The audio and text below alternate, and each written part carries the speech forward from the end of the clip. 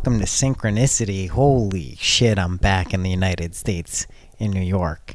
It's a different place than I was the past 44 days or so in Turkey. It's good to be back. The United States seems pretty much the same as it was when I left. I think people are more relaxed from what I can see, at least here in New York. Is that the general vibe? I think that's what's going on.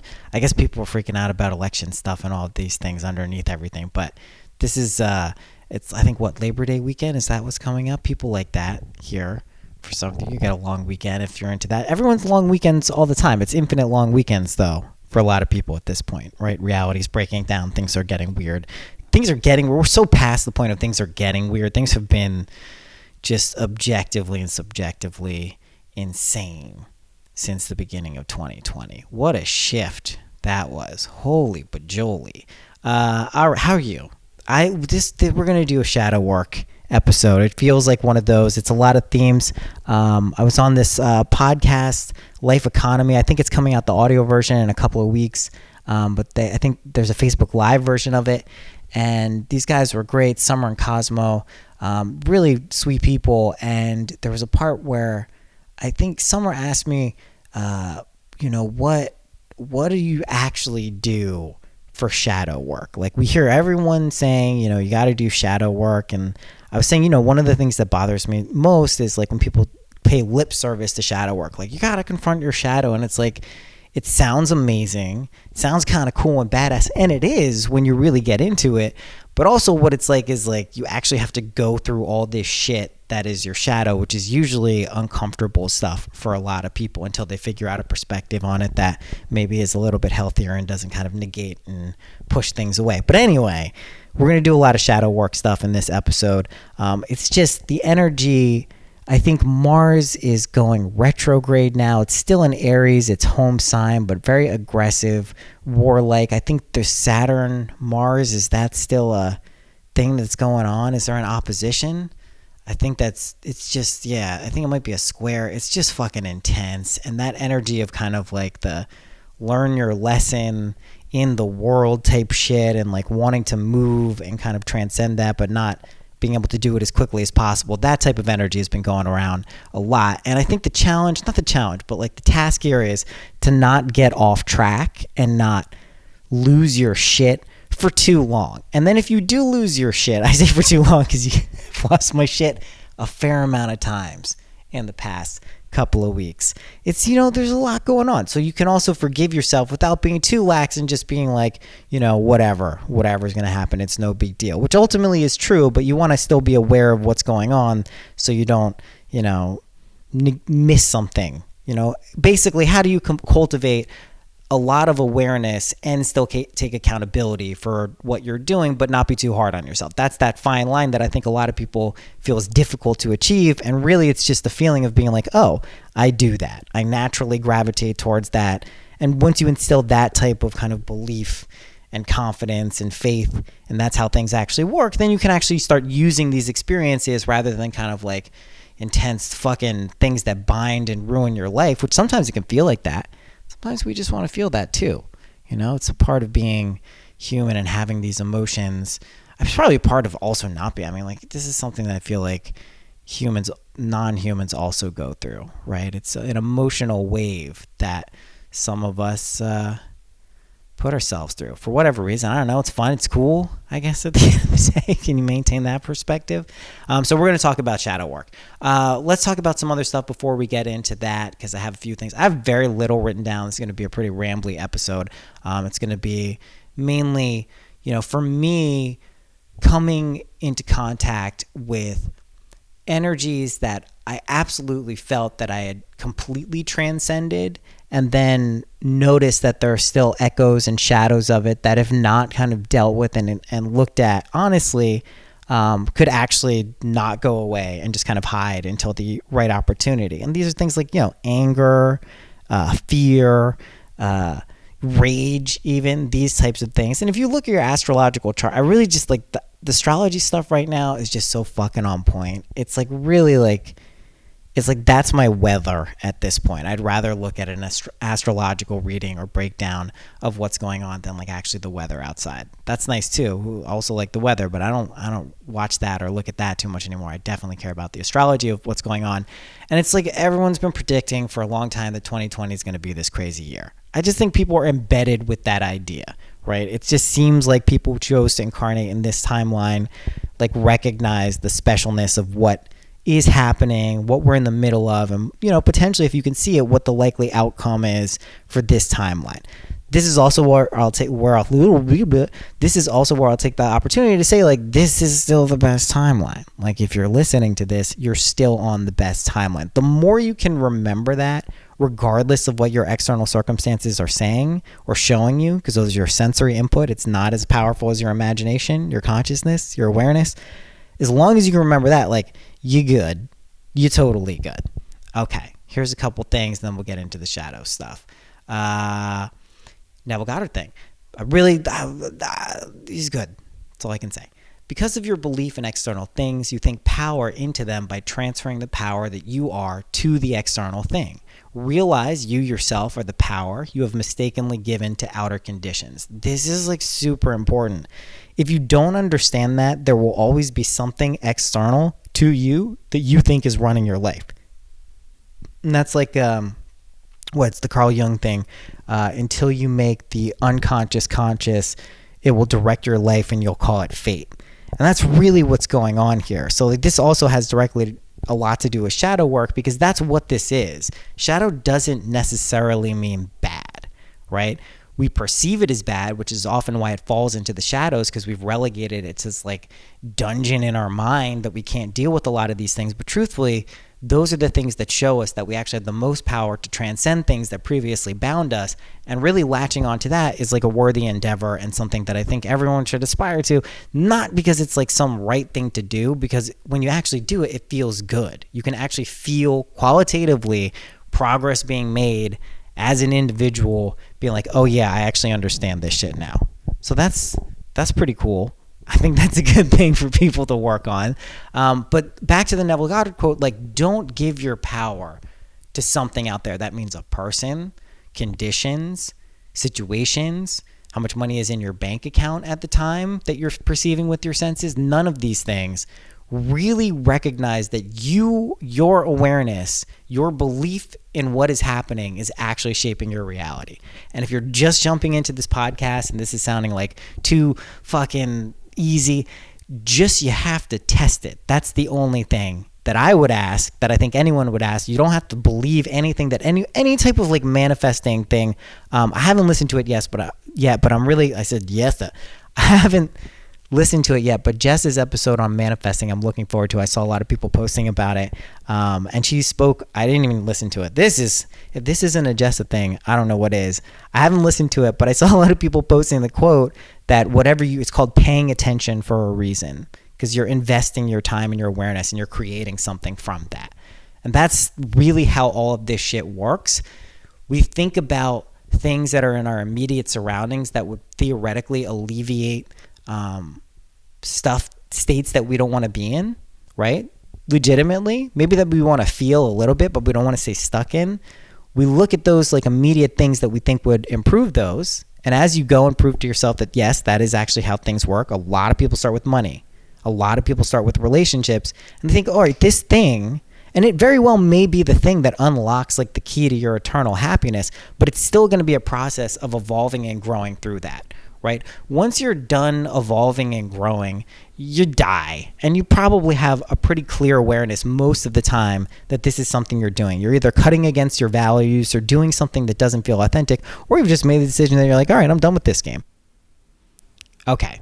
I think I covered that one pretty good. Here's another one. Claim yourself to be the thing desired. Claim it in consciousness, not in words. And consciousness will reward you with your claim. This is like the whole art of prayer thing, right? If you're actually doing this, you're just claiming something. You're like, this is what's going on. This is what's happening. This is how things work. And if you really understand that, you will find that, yes, indeed, this is how things work. This goes back to what I was trying to say before, and I lost my train of thought because I'm high. Have I mentioned that I got to smoke weed again in the United States? Holy shit. It's fucking great. I forgot about smoking weed. It's a good thing. I'm glad I get to do it and love it. It's pretty wonderful. But yeah, if you can empirically prove this shit to yourself, that I think should satisfy pretty much everyone on the spectrum of what they want to believe in, right? If you want to believe that things are just, biologically dictated and that consciousness doesn't really have an impact, I doubt you're listening to this podcast at this point. But if that's what you believe, you still have a way of testing it, right? And it doesn't have to be through a laboratory. You can keep records of what's going on, but you try certain things with an open mind and an open perspective. And if things keep happening, at a certain point, the direct experience will prove to you something. It could be years, it could be decades, it could be lives. But at a certain point, you'll be like, all right, this is it. I get it. So essentially, it's the same process over and over again. You conceive of yourself to be a certain way. You reshape that kind of every second of every day. In between seconds, you're constantly stitching together this identity. And as you do this, you basically are going to be doing it in a way that is convincing you're a solid entity going through something. But when you dissolve that and kind of recognize what's actually going on, you have this kind of in-between point, this like nexus point, this meeting point, like on a Venn diagram, where you can implant the types of realities you want to live in and really start to think about what you want in those realities. If you actually could get whatever you want, legitimately, what would you do? What would it look like? How would you feel? Those are the states of consciousness that you basically want to live in. Those are worthwhile. Those will be the things that actually carry and propel you forward, because they're going to be such a shift emotionally, psychologically, spiritually, that you're going to be like, all right, I get it. And you're also claiming this for yourself. And this can sound kind of like ruggedly individualistic and like, there's not this interconnectedness, and that has nothing to do with not being connected with everyone. Essentially, you are a facet of everyone. They're a reflection of you. You're a reflection of them. But your level of being, your level of awareness that you're actually creating this version of reality, you're pulling it from like the infinite space of what's going on, that's going to be the thing that actually gives you kind of, I want to say, the power or the control to actually do this in a way that feels good to you and still know that you're a good person. This is why we use this stuff lovingly. That's basically the whole situation. If you use it lovingly, if you use it for your best outcome, regardless of what that looks like, you usually end up with pretty positive results.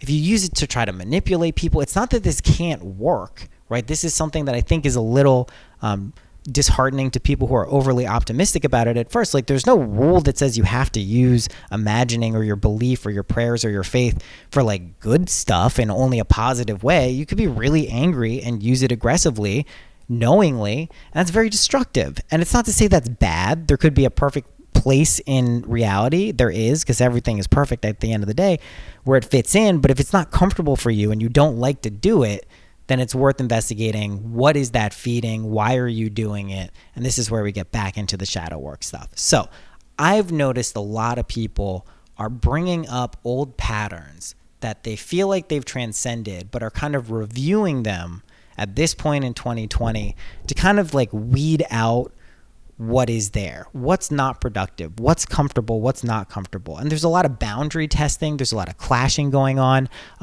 not just in personal relationships, but also, big entities fighting with each other, whether it's politically or globally or economically. There's a lot of things going on in confrontation with each other. And if we look at this as like a bad thing that is only, destructive and there's so much conflict, like think of it like Five of Wands energy in the tarot, like the people almost coming to blows or arguably striking each other and like kind of a melee, that's like an energy that a lot of people would be like, I don't know if how long I want to be in that. Now, in the grand scheme of things, we're probably not in this for at least this acutely. I don't think for more than another 4 or 5 months. That sounds long. That sounds super long. But it is a necessary component of kind of destroying aspects of reality that are no longer serving people. And when I say people, like individuals, if they're like, I don't like this isn't something I want to participate in, that's basically all it takes to kind of change a system. And it can be either as metaphysical and wooey as you want or as practical and like analytical as you want. But either way, everyone does have that power and ability to kind of shape their reality. So as we're doing this, a lot of shit is going to come up, for me, I think I've spoken about this a fair amount throughout the podcast, even before I kind of really knew what I was doing with shadow work. And again, shadow work will feel like shit is coming, like you're going through it. You're going through like painful shit. You're being versions of yourself that maybe you don't want to be. You're playing out patterns that you can recognize maybe even aren't yours, that you've picked up, and you just kind of are a slave to them for a certain period of time. But you're not going through these things to show you that this is something that's always going to happen. If you start to believe that, you start to bind yourself to a certain reality, and that's possible. That's cool. A lot of people do that. They crystallize into versions of themselves. There's nothing wrong with that, especially if it's a very cool version. But if it's holding you back, that's not maybe the best thing to do. So before it gets to that point, you can be like, what is going on here? So for me, this is what it's looked like. And I'm trying to make a conscious and subconscious effort to kind of deal with this behavior, whatever that looks like, whatever that plays out in this reality as looking like, I'm open to. But like when I'm driving, this is like the constant refrain from every partner I've ever had is I'm kind of a lunatic when I drive, not in like a dangerous, too fast, aggressive way, but I got comments for everything. I'm very hyper aware of what's going on in the road. And this is anywhere from the range of exhausting to super fucking annoying for the person next to me. Apparently, for me, it's normal. It's just how I kind of have, learned to drive, and just, it's how I, in my mind, stay safe. But this is a behavior that now I've gotten enough feedback from enough people that I love and respect, that this is probably an issue that's worth investigating at the very least. And what I've noticed in this is I kind of drill closer to the idea of what's going on there, is a lot of different things come up related to things that would be seemingly unrelated, right? I think this is a reason that Freud was pretty popular, and a lot of, later Jungian stuff was popular. Is like if you start with mother and father as archetypes, as masculine and feminine energies, and then as actual roles crystallized in people's lives, typically, there's a lot there. There's just a lot of energy where you can deduce kind of where things are coming from and patterns develop from, and you can get insights subconsciously, archetypally, to kind of get to the root of these energies. So for me, what I realized was, like, when I really lose it in a car, which is infrequent now, but it did happen in Turkey once, driving from Bodrum, I really fucking get mad, and like I say fucking horrible shit to people who I feel are demonstrating unsafe behavior. If someone almost hits me, or like they cut me off or something, really bad shit. So basically, I feel horrible after I say it. I feel really bad. Like I kind of go into this like vulnerable emotional state where I realize like how powerless I actually am, because it's not a very powerful thing to do, to like scream at someone driving. Do you know what I mean? It's not like you're really in control of your reality. You're nailing it. But what it does do is it provides me an opportunity to be like, shit, I have lost calibration a little bit. I think this is something I would not want to deal with anymore. And so when I find those opportunities, luckily I have a partner who is more than patient and forgiving to kind of deal with these things. But it's also ultimately up to me whether I actually want to prioritize and deal with these things. That's a big part of this. Sometimes there's a behavior that you just haven't either acknowledged, or maybe you just want to construct a narrative and it's going to work for you that isn't an issue, or you don't see it as an issue where other people could be saying it. And so I'm not saying every single time someone is reflecting back to you that you have a problem in that area. It's just use it as relatively helpful feedback, as a reflection of you. This is how I look at other people, not in like they're me, everyone is me, in like this weird fucking creepy way, but just recognizing they're running energies that I'm resonating with through them, through me. And if you can kind of understand that, then you probably have a better degree of patience and understanding for people around you and yourself, which is just like a good way of navigating life. Okay. So that's a few reasons to do shadow work. I don't know why I was talking about personal issues. Also, for me, I'm the type of person who goes like very high extremes. I'm sure you can tell from this podcast. Like I get very excited about things. I get very passionate about things. But that also means I have the tendency to really get fucking emotional about things, because I have that ability to go like very far to the either extreme, and not in like a bipolar way. It was labeled bipolar at one point, but just like in terms of feeling the depth of feeling. One of the things that's helped me tremendously is recognizing when I'm doing that, and then choosing the duration of time that I want to stay in that state. If I recognize it's a choice to feel kind of like sad or hurt or upset or angry, if I really recognize it as a choice, then that at least gives me the platform to deal with duration. How long do I want to stay in that? Is there something valuable there for me? You could use it creatively. There's tons of things that you can do with these states. They're not bad. If you label them as bad, you're probably going to be bound to them. But if you say, all right, I just want to be in it for a little bit, or you're like, no, I'm done with that one. Doesn't feel great to me. Not looking good. Not dealing with it. Not in a like, I don't want to deal with it, but just like, I think I'm done with that type of shit. Not super interesting to me. Those are all valid things to look at when the similar types of patterns evolve or show themselves in your lives, in your relationships, right? That's like the most important aspect. Like, you want to use these things, use people in your life, use situations in your life, even zooming out to political situations. If you're getting bound by these things, there's usually an imbalance. Unless you're consciously choosing it because you like it and you know why you like it energetically and like all of the ways that check the boxes for you, just start to question certain behaviors. I think that's going to be a big theme of what's going on, especially in 2021, is a lot of people will have come to the realization that reality works by whatever you focus your attention on, that is actually created. You can use your feelings in a very powerful way because of that. And then these bigger questions of like, okay, how do I use this? What are the pitfalls? Where are that? Again, the pitfalls don't really exist if you use it lovingly, if you apply the golden rule. So those are things that you can basically have handled just from like an ethical or moral standpoint. And when you do that, you start to develop the kind of confidence and freedom to really like use this shit like a badass and do things you actually have always wanted to do in your life and not feel restricted because you don't feel worthy, you don't feel deserving.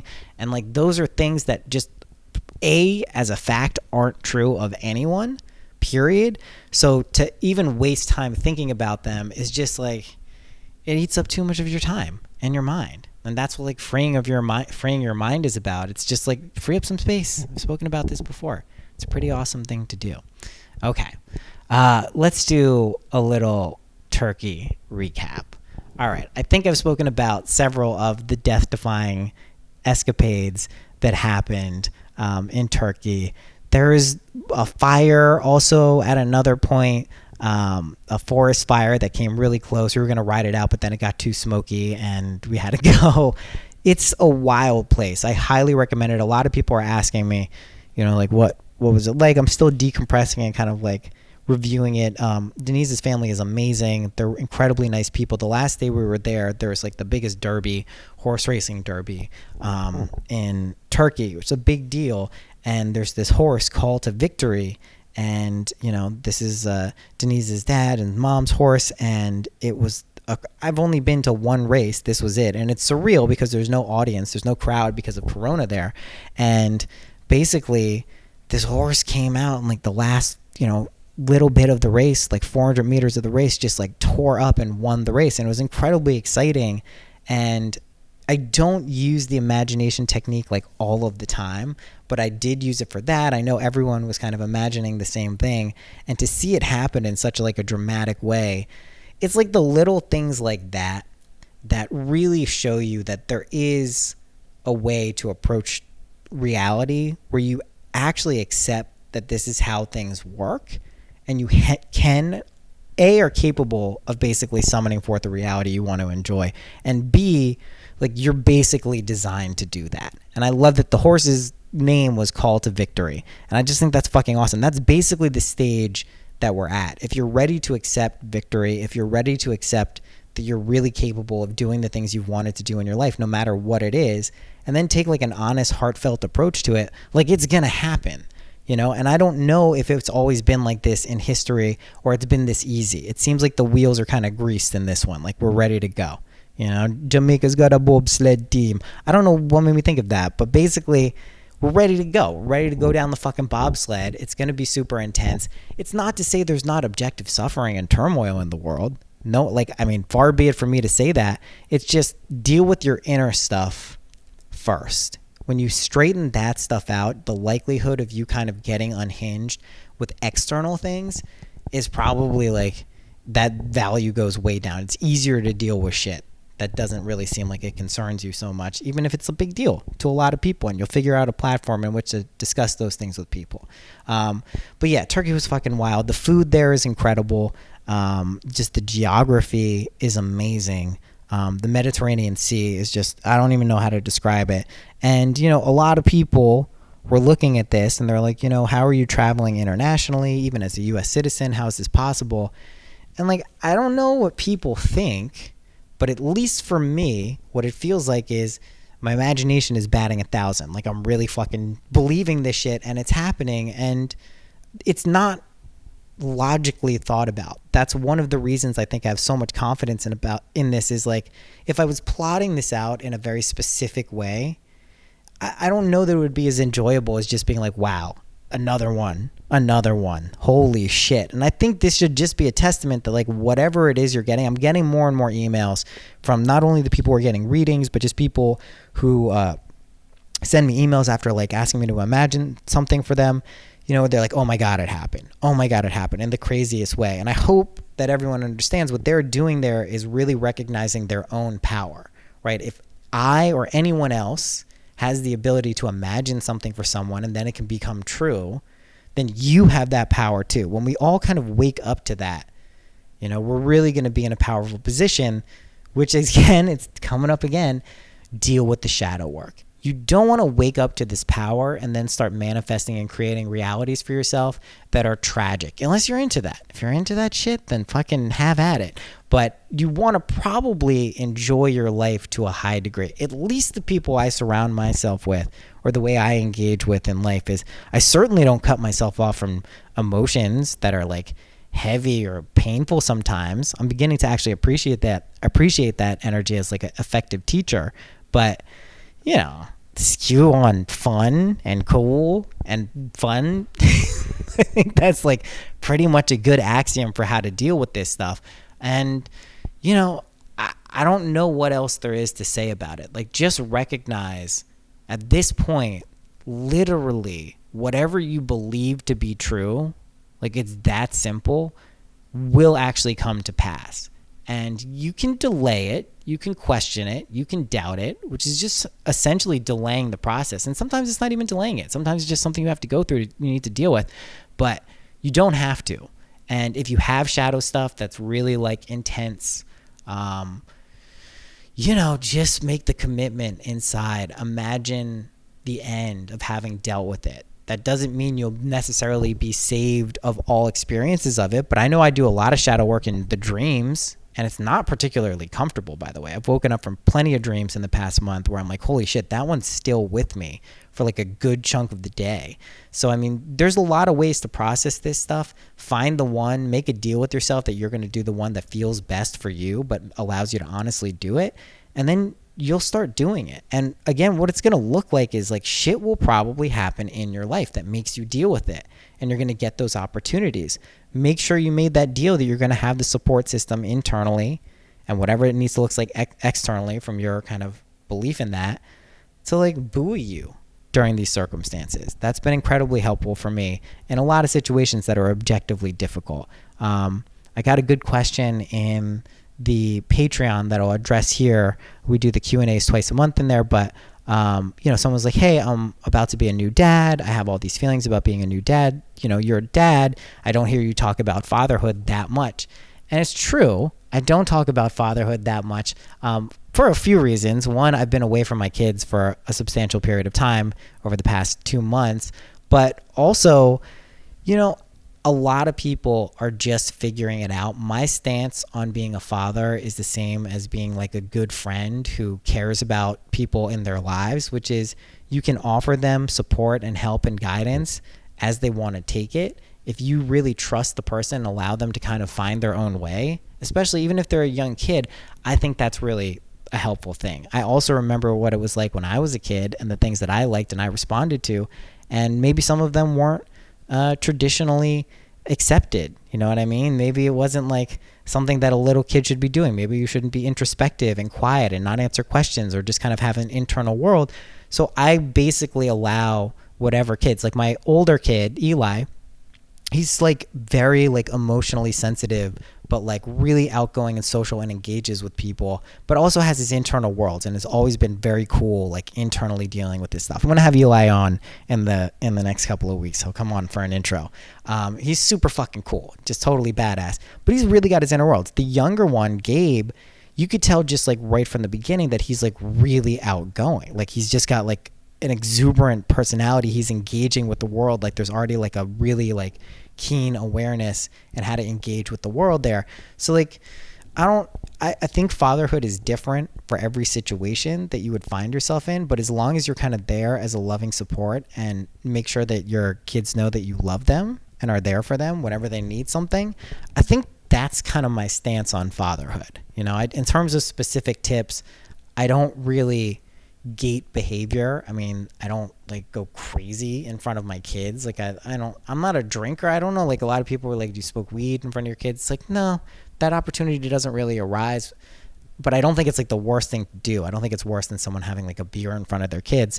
But I don't have like strong parenting stances that aren't kind of like, I intuitively feel what's good for the kid. And sometimes you have to make hard decisions. Like I left, you know, a marriage with a young kid, 2 young kids, one very young, and it was a really difficult decision. It had nothing to do with my ex being a bad person or me being a bad person, although I objectively look like a shithead in a lot of ways. But this was also a way of me doing really intense shadow work. Like I had to do hard things. I had to be the villain in this case and do something that objectively looks bad, but ultimately I know is going to be best for the kids, for my ex, for me. And that's really like, sometimes those things aren't easy to do. And we look at them and we go, oh shit, like makes me a bad person. But that can be just shadow work. That's something that you can maybe actually see that when you do it, but you do it authentically and you do it from a place of love, that it's not actually a bad thing. It doesn't mean you won't have feelings about it. It doesn't mean you won't go through difficult experiences and situations, but it does mean you're going to show yourself something about it. And I know after making that decision, you know, from a place of love, I truthfully, my life really started to get better in a way that I can't conceive. And it doesn't mean it's been 100% positive the whole time, but it means I'm kind of stupidly optimistic a lot of the times because I kind of recognize how this reality works for the most part. I don't know everything. I know some shit. I know that's not a popular, you know, people are like, well, the true wisdom seekers are those who say they know nothing. And it's like, yeah, totally. I definitely know like a very small fraction of what is possibly out there, like an infinitesimally small. I'm totally aware of that, acknowledging that. But I also know some shit. I'm going to share that stuff. You're kind of a dick if you don't. Oh, I know nothing. It's like, cool. Like, can you give me a tip or two? So I kind of fall into the camp where I think we should be giving tips or two, and not making people like, you know, bend over backwards to get those secrets or buy into an ideology. I find that to be not super helpful. If you want to have fun, you want to have cool times, you can do that. That's cool. All right. What is this? What is this episode? What a weird one. I think, will I tack on the crypto thing? Nah, it's going to be too jarring of a transition. We got a shorty episode. Forgive me as I readjust to Eastern time zone. I think I beat jet lag. I don't know. I really don't know at this point. I think I did. It's a 7-hour difference, the time zones. But it was a really great trip, guys. I do hope that if you're going through some shit, which if I use myself as a barometer, the shit is definitely a flowing. There's a lot of bouncing back, like oscillations from like, wow, this is really pleasant to holy shit, this is really intense. I think that's just strength, like expanding us and contracting us to kind of loosen. It's like giving birth to a new reality. That sounds super new agey and hokey, but I really think that's what it's like. And say this as a doofus man who hasn't physically given birth, but that really does feel like what's going on. Like, and it's these quick oscillations sometimes where we can feel like intense, like, oh, I'm totally getting this shit. It's amazing to being like, oh my God, I fucked up. I did not a good job. So basically don't be too hard on yourself, but use those experiences as opportunities to really transcend some aspect of yourself that, you know, you maybe isn't serving you, or maybe never served you, or maybe served you a little bit and now it doesn't. You know, trying to find that proper perspective on that is certainly worthwhile. So yeah, that's an episode. I'm back, baby. Gonna have some guests. I'm gonna see what I can realistically do. I still don't love the remote ones, but I think we can do some in-person ones over the next few weeks. But yeah, there's gonna be more stuff. Stuff's going on. We have the live stream coming soon for patrons. We're gonna have 2 this month. We're gonna have 2 smoke sessions. The first is tonight, Thursday, 7:20 p.m. Eastern. That's going to be a Zoom smoke session. We do that. I'm finally back in the smoking saddle. Loving that. So that's tonight. Patreon is probably the coolest place to be right now just because of the Discord server with CryptoSync. I just posted a recap of another intro talk for cryptocurrency, and then we'll be doing some more intermediate and advanced stuff in the coming weeks. And again, like the main selling point with that, just like not that it needs to be sold for monetary gain for me, basically like you're going to be plugged into a community of people who have been through a lot of different shit. This is what I was saying in the recent thing I recorded there, or someone recorded it of me, which is very kind of them to do. You're just meeting people who have a variety of different perspective on things, and like sometimes you go, oh, this person seems like they know what they're talking about. They taught me some shit. I can now research things and use my intuition, and we're in a world where this shit actually works. It's kind of mind-blowing, but you know, it does work. It's pretty nuts. So anyway, that's going on over there. Readings are open. Readings are open. My sister sent me an email where they're going to be, I think the 2021 readings are going to start opening up in advance, and there's a whole thing that I have to read there. Thanks, Tess. But those are cool. Those have been really great in Turkey. I'm finally back on like a regular time zone, so at least, you know, if I flaked on you, like not flaked, but like hit you up and be like, hey, I don't have Wi-Fi, or hey, I'm on a boat, or hey, I don't know what time it is, that shouldn't be happening anymore. So I'm back to a regular schedule. So I know we have a lot of makeups coming up, but other dates are opening up there. Those are fun. People like those. That's it. I think we've done an episode. What a herky. This feels like, also, by the way, if you're going to travel internationally, if you're going to travel at all, it's kind of a great time to do it. Everyone is like abundantly safe. Everyone's wearing a mask. It's one of like the few places where it's absolutely mandatory to do this, like pretty much all of the time. It's very hygienic, and there's just none of the bullshit that comes with usually traveling, right? It's really quick. It's really fast. Flew into JFK. You know, hit the circle like a million times usually when you fly into JFK, just right in. Boom, right in. Fucking right after a 10-hour flight. It was the most beautiful thing I've ever seen. Right in. No wobblies from the turnings in the JFK. So anyway, it's kind of cool. I would say, like, be safe, be smart. Don't be silly about what you're doing. But don't be restricted in a way that makes you kind of not do the things that you maybe could take advantage of right now. That's all I'll say. It's certainly, I think, if you have that perspective and maintain that belief, it can work out for you too. Okay. That's it. I guess until next week, or unless I'll see you tonight in the smoke session or one of the live streams, until next week, happy imagining.